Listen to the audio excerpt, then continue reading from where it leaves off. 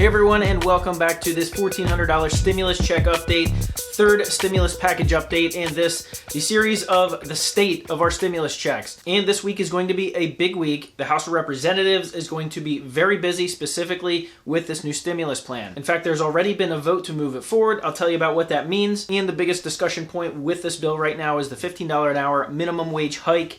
Will it or won't it be included? As well as talking about multiple stimulus checks. Now we're talking about monthly stimulus checks here, specifically for children. I got some information on that. Hey everyone, my name is Randy. Welcome back to the Late Night Grind. This is a YouTube channel that I'm covering the stimulus updates and this whole stimulus package story. So if you're new to this channel, go ahead and click on that subscribe button if you want to follow along with all the details and updates. Put out videos regularly when I get some new information.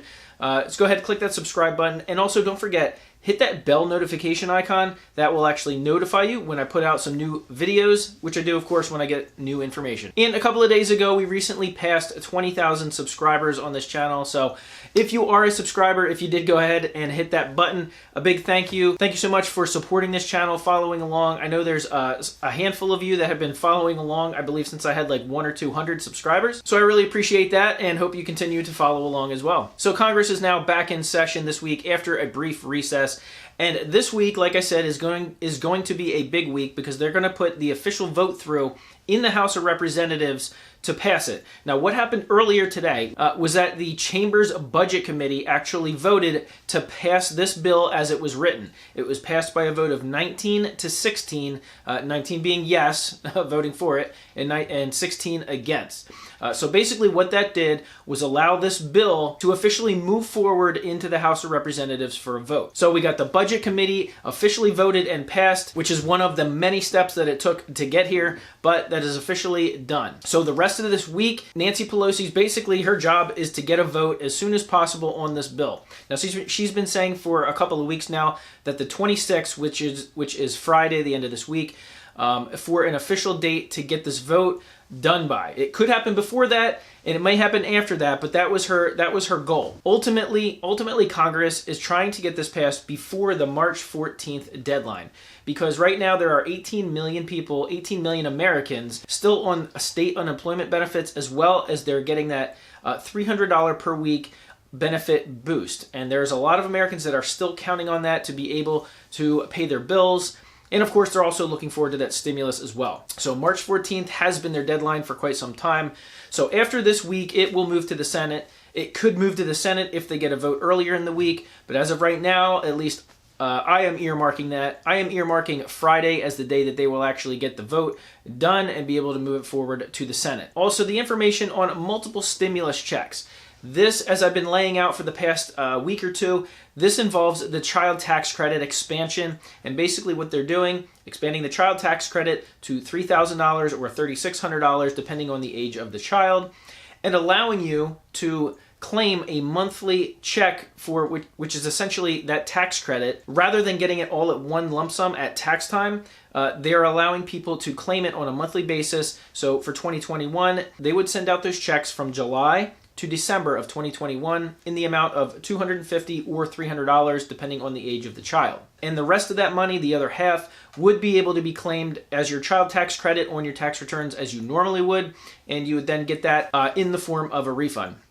Also, speaking of the IRS, they recently said that everybody has been paid the $600 from the last round of stimulus. Now, if you haven't gotten the $600 check or direct deposit or debit card and you're still looking for it, the IRS basically said you can go to the IRS website and use their tracker to look for a status of that payment. If you can't find one, if there is no status, what you'll have to do is when you do your 2020 taxes, is go in is use the tax rebate claim form to claim that $600 for you, your dependents, whoever would be eligible for it in your household. And you can do that through different companies like H&R Block if you use them, or you're a personal accountant. They'll be able to help you out with that. And of course, the $15 an hour minimum wage hike, this has been the sticking point. This is what all the media is talking about right now. All the news channels are talking about right now. You see various reports from certain groups of small businesses welcome a $15 an hour raise hike, which I kind of find tough to believe. And then, of course, you see other reports of small businesses counting down the days until a $15 an hour minimum wage hike would start to be mandatory. Not that the $15 an hour would be mandatory, but that gradual climb over the next couple of years would be mandatory. And there's a lot of people not looking forward to that. Some reports say it would lift 1.3 million people above the poverty level. Other reports, well, basically looking at the same report, also see that over the next couple of years, it could also put an additional 1.3 million people out of work, simply because business costs would then be raised. So once this bill gets to the Senate, it is going to have $15 per hour raise hike in the bill to vote on. Now, the Senate, they have two senators right now, two Democratic senators that will be voting on it. Joe Manchin and Kristen Sinema both have said they do not want the $15 an hour raise hike in there. So there could be some back and forth in terms of, is this included? Is it not included? And that's the real sticking point. That is what could delay this thing even further before it gets to Joe Biden's desk for a signature. Joe Biden, of course, also getting a little more aggressive, telling Congress they need to pass this bill and they need to pass it quickly. Now, basically sending out daily tweets urging Congress to just get this passed. So I'd like you to do two things for me if you could. Number one, let me know in the comments section below what your plans are for this $1,400 stimulus, or if you have children, for those $300 monthly checks for your children. Are you planning on getting it and using it as a stimulus, essentially paying your bills, paying for the things you need and putting that money right back into the economy, hopefully the local economy? Or are you going to actually take some of that and start putting some of it away into investments? That's not necessarily what it's for, but if you don't need it to pay your bills for the next day or two or a week, and you want to put that money into some investments, I have a video. Go check out this video that I just put up the other day. Basically shows how putting this stimulus check to work and adding just a little bit to it over the course of a long period of time can dramatically change your financial future.